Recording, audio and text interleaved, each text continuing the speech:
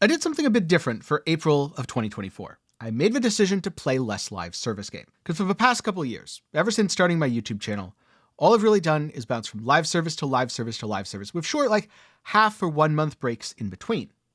And this is because there's always something to do, always content to make, and that's where my audience was. But I've never really been the sort of person to just play live services. In fact, the only thing stopping me in the past from playing pretty much every game that came out is the fact that I didn't have the money to buy them. And to be fair, I still don't necessarily have the money to buy all of them, but I have the money to buy a few more at least, in part because I can make videos on them, hopefully paying for the game that way. So April 2024 is a little different, and you know what? May, June, and July are probably going to be a little different as well. So if you want to see the games that I play each month, do be sure to get subscribed and leave a like while you're down there. Now, I did play one live service in April, and that was Torchlight Infinite's Whispering Mist season. Overall, I had quite a bit of fun with it, but I came away with one feeling. The Whispering Mist seasonal mechanic was very much something that I would have had fun buying and playing as a $5 indie game, but it didn't really mesh well into a live service. It was just too different from the gameplay loop. So despite having fun initially, they didn't end up playing for too long. But then I got very distracted playing a brand new game called No Rest for the Wicked, which is a new ARPG/Souls-like from Moon Studios. And oh man, there's some really good ideas here. Unfortunately, the start was a little rough. Performance in particular was pretty poor in the first couple days, but after the patches started coming in, the game ended up feeling really good.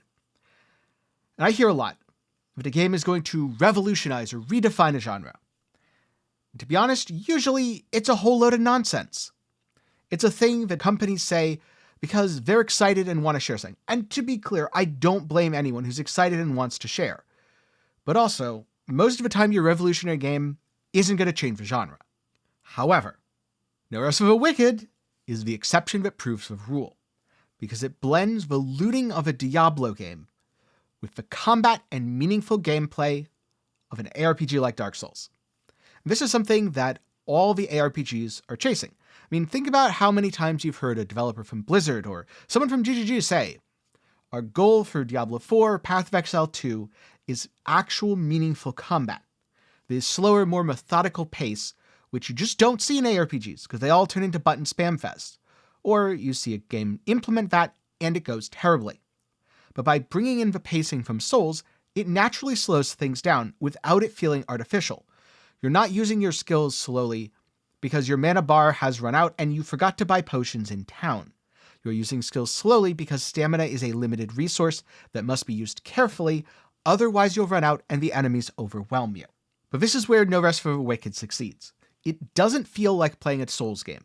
It also doesn't feel like playing a Diablo game. It feels somewhere in between, though probably leaning more towards the Souls.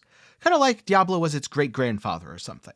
That said, the early access content is pretty limited, though I somehow managed to play what I'd say is about 10 to 15 hours of content for around 60, so I definitely got a good bit of value so far, and I look forward to the game as it develops. Then the other thing I wanted to highlight this month isn't actually a game, it's a game demo. But this is my video talking about the things that I played and sharing some of my experiences, so I get to make the rules. And I've made a rule that I can talk about the Cataclismo demo. This is again another indie studio that I followed for a while. I played their first game, Moonlighter, which did a really good job of blending Zelda-type dungeon exploration with Shopkeeper Sim. Now to be fair, the Shopkeeper Sim was a little more on the basic side, but the dungeon exploration was wonderful. They're coming out with a new game called Cataclismo, which is basically an RTS, or Horde Defense RTS, but everything's a Lego, and you get to piece buildings together brick by brick, block by block. When the night comes, you have to defend against all the horrors.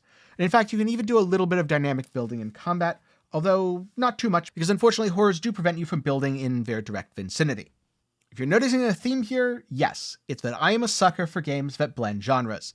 Congratulations, you've caught me, I am fully guilty, and you know what? I'm going to still keep preaching about games that blend genres. This is a demo that, if you just play through once, probably has 5 hours of content. And I played it for around 15 because I kept replaying each mission to try different things, refine some of my building strategies, learn those little tips and tricks like making a double thick wall and then projecting things behind to have your people stand on, so that way the horrors can't get around and knock down all your supports, so then your guys can't walk down the stairs and they're trapped on the wall. Little tweaks like that, making some blueprints so that I can build more efficiently and quickly. And I really like the way in which a non-voxel game has combined these voxel-like building elements. When I was younger, I used to spend a lot of time playing with Legos. I'd build something, then I'd, disassemble it or destroy it. But I didn't think of it as destroying it. I thought of, oh, but I have this other really cool thing that I want to build. And so then I'd build the other thing. Then I had a different idea. So when I was younger, I played a lot of Lego games. And instead of being that fun, creative process, somehow it just felt very tedious. Cataclismo very much satisfies the creative process side without the tedium, and I think it's because I have an overall driving goal, rather than just, well, I'm going to do this because the mission says that if I do, I'll get red blocks. Don't get me wrong, some of the Lego games, especially the story-based ones, were quite charming. It's just that the building aspects themselves felt tedious to me, which was very different from playing Lego in real life. So I look forward to seeing what that game turns into once it fully releases. I'm not entirely sure if I'm going to be checking out the early access or waiting for the full launch. So those are the 3 best games that I played in April of 2024. Now I'm curious, what have you been playing? Name some of the best games you've played and things that interest you down in the comments below. Before I go, a special thanks to my patrons and channel members for the continued support. For as low as $1 a month, you can help fund me talking about more games like this. Link to support is down below. And also, thanks to everyone who watched to the end. Because these videos are a little bit more personal, they're not a you should buy this or a guide on a game, I didn't think they'd do that well. But I've been pleasantly surprised at how many people like hearing me ramble about the games I played.